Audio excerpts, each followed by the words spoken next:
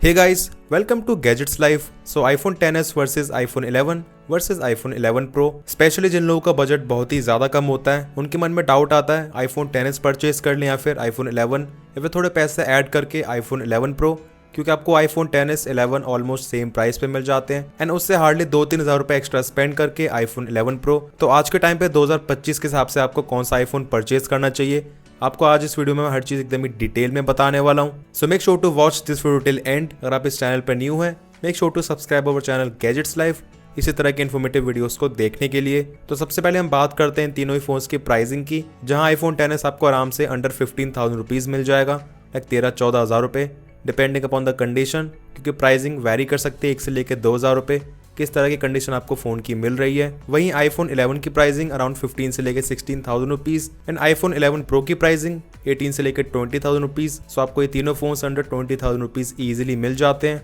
वैसे iPhone XS iPhone 11 की pricing almost बराबर ही रहती है। तो सबसे पहले यहाँ पे हम बात करते हैं तीनों ही फोन्स के डिज़ाइन की।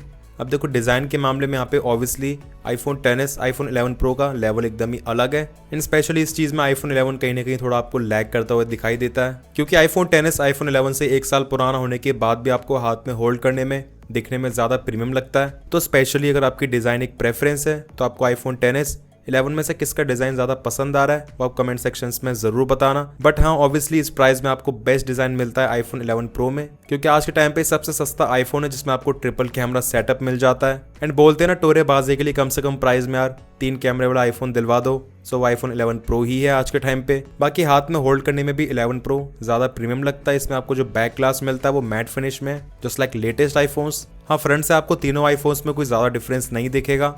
आईफोन 11 का साइज XS एंड 11 प्रो से ज़्यादा है एंड इसी के साथ इसमें आपको डिस्प्ले के अराउंड ज़्यादा मोटे बेजल्स मिलते हैं, एक मेजर डिफरेंस है। नेक्स्ट इसके बाद बात करते हैं डिस्प्ले की। सो आईफोन XS 11 प्रो में आपको OLED डिस्प्ले मिलता है, वहीं आईफोन 11 में LCD डिस्प्ले। तो ऑब्वियसली LCD के मुकाबले OLED बेटर ही होगा, आपको यहाँ पे बेटर विजुअल्स मिलते हैं due to better contrast ratio, ज़्यादा सैचुरेटेड कलर्स मिलते हैं, much better viewing angles and इसी के साथ इवन XS एंड 11 प्रो का डिस्प्ले 11 के मुकाबले ज़्यादा शार्प भी है ड्यू टू हायर PPI। तो हाँ, वैसे हम बोल सकते हैं आईफोन XS 11 प्रो का डिस्प्ले काफ़ी हद तक सेम लगेगा, डिस्प्ले का साइज भी सेम है, बट जहाँ डिफरेंस आता है वो है ब्राइटनेस का, क्योंकि XS में 625 निट्स की टिपिकल ब्राइटनेस जो कि बेसिकली आउटडोर्स के लिए भी काम करती है। वहीं 11 प्रो में मिलती है 800 निट्स की ब्राइटनेस, तो ऑब्वियसली आपको विजिबिलिटी काफ़ी बेटर मिल जाती है धूप में। इनफैक्ट इसी के साथ HDR कंटेंट में पीक ब्राइटनेस भी 11 प्रो की ज़्यादा है। तो डिस्प्ले वाइज डेफिनेटली आपको यहाँ पे बेस्ट एक्सपीरियंस मिलने वाला है 11 प्रो में। उसके बाद आईफोन XS में द लास्ट में आएगा आईफोन 11। हाँ, वैसे नॉर्मली इस्तेमाल करने के लिए आईफोन 11 का डिस्प्ले भी कोई ज़्यादा बुरा नहीं है।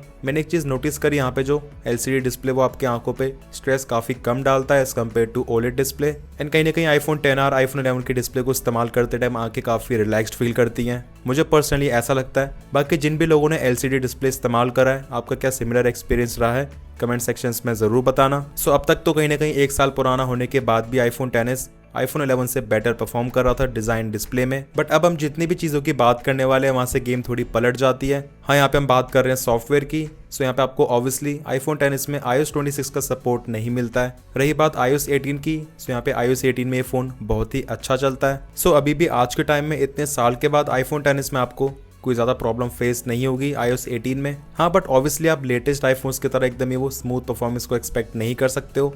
आपको कभी कभार लैग्स, हिकअप्स वो तो ऑब्वियसली देखने को मिलते ही रहेंगे। बाकी रही बात iOS 26 की, सो यहाँ पे बेसिकली आपको कुछ फीचर्स एंड विजुअल्स के अलावा आईफोन 11 सीरीज में कोई ज़्यादा बड़ा चेंज मिलता नहीं है, क्योंकि iOS 26 के जितने भी मेन फीचर्स है वो आपको लेटेस्ट आईफोन्स में ही मिलते हैं। बट हाँ, ये काफ़ी अच्छी चीज़ बन जाती है जिनको लेटेस्ट iOS 26 को इस्तेमाल करना है कम से कम प्राइस में। उस केस में आपके पास बेस्ट ऑप्शन यही है आईफोन 11 एंड आईफोन 11 प्रो। हाँ, बट ये चीज़ ज़रूर है दैट आईफोन 11 सीरीज़ के लिए ये वाली अपडेट लास्ट अपडेट हो। अब मे भी कुछ लोगों के मन में डाउट आ सकता है दैट आईफोन 11 प्रो में परफॉर्मेंस में कितना डिफरेंस है, क्योंकि वैसे तो ये फोन्स एक साथ ही लॉन्च हुए थे, बट उसके बाद भी मे बी प्रो में कुछ डिफरेंस करा गया हो परफॉर्मेंस के लिए।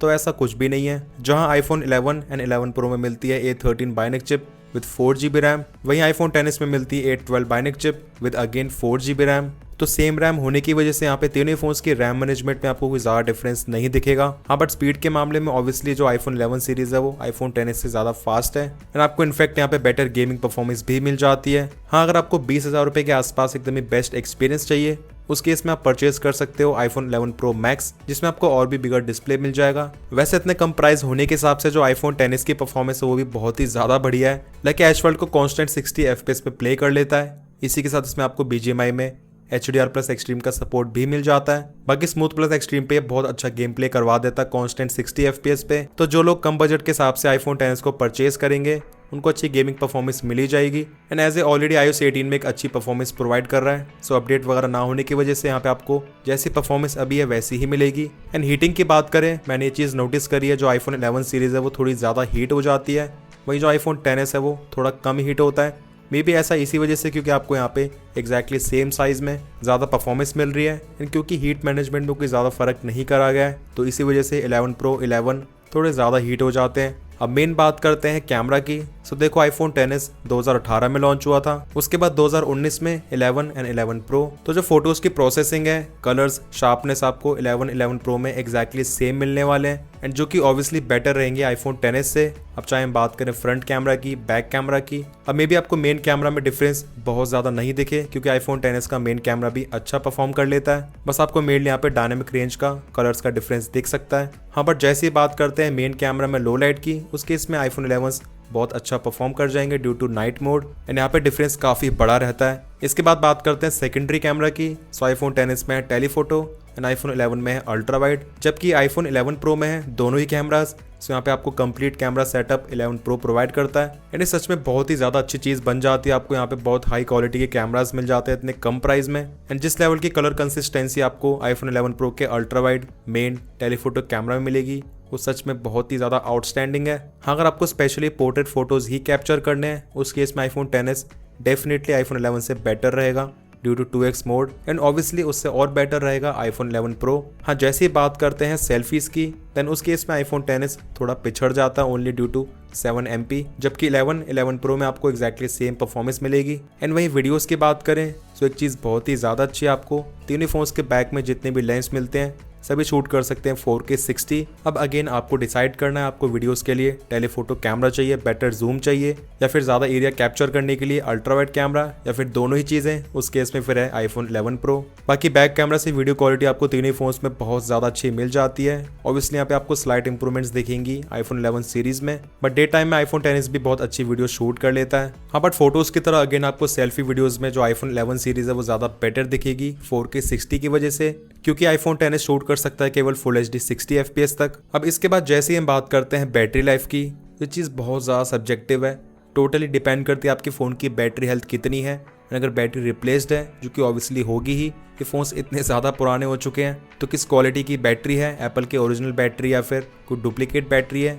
डुप्लीकेट बैटरी है भी तो उसकी क्वालिटी किस तरह की है, बैटरी हेल्थ बूस्ट तो नहीं करी गई है। हाँ, बस एक कॉमन चीज़ तो ज़रूर रहेगी, आपको यहाँ पे सभी फ़ोन्स को दिन में 2 बार चार्ज तो करना ही पड़ेगा। इनकी बैटरी लाइफ कोई बहुत ज़्यादा सॉलिड तो नहीं है। वैसे मैं एक रिकमेंडेशन ज़रूर दूंगा दैट फ़ोन को किसी अच्छी जगह से, किसी नॉन पर्सन से ही बाय करना, क्योंकि बैटरी हेल्थ को जो बूस्ट करने का सिलसिला है वो बहुत ही ज़्यादा चल रहा है। सेटिंग्स में जाके बैटरी हेल्थ शो तो 100% करते हैं, बट एक्चुअल में वो होती है 75-80%। एंड अचानक से कुछ हफ्तों या फिर 1 महीने के अंदर ही बैटरी हेल्थ एकदम से ड्रॉप हो जाती है फिर। सो बैटरी हेल्थ भले कितनी भी हो, बट बैटरी में एक्चुअल में जान कितनी है उसको पता करने के लिए आपको एक सिंपल सी ट्रिक बताता हूँ। फोन में कैमरा एप्लीकेशन को ओपन करने के बाद बस्ट फोटोज को कैप्चर करो, कम से कम 500 फोटोज। एंड फोटोज को कैप्चर करने के पहले बैटरी परसेंटेज को नोट कर लेना। फोटोज को कैप्चर करने के बाद अगर बैटरी 1 से लेकर 2% ड्रॉप हुई है या फिर ज़्यादा से ज़्यादा 3%, तो उस बैटरी की हालत ठीक है, मीन्स यहाँ पे चार्ज को होल्ड करने की जो कैपेसिटी है वो अच्छी खासी बची हुई है उसमें। बट अगर बैटरी ड्रेन हो रही है 4, 5, 6%, उस केस में उस फोन को तुरंत ही छोड़ देना, या फिर ऑनलाइन मंगवाया रिटर्न वगैरह कर देना, भले बैटरी हेल्थ 100% है। क्योंकि फॉर एग्जाम्पल इस iPhone 11 Pro में एप्पल की केवल 80% बैटरी हेल्थ बची हुई है। उसके बाद भी बस्ट फोटोज को कैप्चर करने में इसमें 2 से लेकर 3% बैटरी इतनी ही ड्रेन होती है, उससे ज़्यादा नहीं होती है। तो आप इससे आईडी लगा ही सकते हो। तो ये तो सभी बातें हो गई कंपैरिजन की। अब फाइनली हम कंक्लूजन की बात कर लेते हैं, कौन सा फ़ोन बेस्ट रहेगा। अब देखो, ऑब्वियसली हर पैरामीटर के हिसाब से आपको जो iPhone 11 Pro है वो काफ़ी ज़्यादा बढ़िया लगने वाला है। ट्रिपल कैमरा सेटअप, डिस्प्ले की अच्छी खासी ब्राइटनेस लेटेस्ट iOS 26 का सपोर्ट। तो मेरे हिसाब से अगर आपका बजट 15-16 हज़ार रुपए है, थोड़े पैसे और स्पेंड करके एक बारी 11 Pro को परचेज कर लो। आपको ओवरऑल हर चीज़ में एक थोड़ा बेटर एक्सपीरियंस मिल जाएगा, क्योंकि ऑब्वियसली आप काफ़ी पुराने फ़ोन्स को परचेज कर रहे हो, तो उसमें ट्राई करें कम से कम कोई बेस्ट या फिर एक ऑलराउंडर आईफोन को परचेज करें। बाकी वैसे प्राइस के हिसाब से है तो iPhone 11 भी बढ़िया, बस वही चीज़ है इसमें आपको थोड़े कॉम्प्रोमाइजेस लगेंगे, लाइक टेलीफोटो कैमरा का ना होना, OLED की जगह LCD डिस्प्ले। हाँ, अगर आपको इन दोनों चीज़ से कोई ज़्यादा फर्क नहीं पड़ता है देन उस केस में iPhone 11 भी काफ़ी बढ़िया डील है, एंड आपको 11 Pro की तरह सेम परफॉर्मेंस, सेम कैमरा की क्वालिटी कम प्राइस में मिल जाएगी। एंड वही बात करें iPhone XS की, फ़ोन ही अभी भी काफ़ी अच्छा लगता है देखने में, बहुत प्रीमियम है, अट्रैक्ट करता है, बट क्योंकि इसकी प्राइसिंग iPhone 11 जितनी ही रहती है देन उस केस में आपको मैं डेफिनेटली iPhone 11 को ही रिकमेंड करूंगा, इस चीज़ में कोई डाउट नहीं है। एंड इन केस अगर आपको stainless steel frame, premium design, telephoto camera, OLED display चाहिए ही देन उस केस में एक्स्ट्रा पैसे स्पेंड करके iPhone 11 Pro को ही परचेज करें। iPhone XS को आज के टाइम पर लेना कोई ज़्यादा अच्छा डिसीजन नहीं होगा। बाकी कभी कभार ऐसा भी होता है हमें किसी फ़ोन की बहुत अच्छी डील मिल रही होती है, वहाँ पे चीज़ें काफ़ी बदल जाती हैं, एज फ़ोन की कंडीशन, अनरिपेयर्ड फ़ोन, बैटरी हेल्थ, ये सभी चीज़ें भी बहुत ज़्यादा मैटर करती हैं। सो हाँ, आप लोग कमेंट सेक्शंस में ज़रूर बताना आप इन तीनों फ़ोन्स में से सबसे ज़्यादा वैल्यू फॉर मनी किस फ़ोन को मानते हो, एंड प्राइस के हिसाब से कौन सा फ़ोन बेस्ट है। वीडियो पसंद आया, इन्फॉर्मेटिव लगा तो make sure to like this video. Channel पर नहीं हो तो make sure to subscribe this channel along with bell icon. कोई भी डाउट्स है फिर क्वेरीज हैं, you can ask in the comment sections. मिलते हैं मेरे नेक्स्ट इन्फॉर्मेटिव वीडियोस में, टिल देन टेक केयर।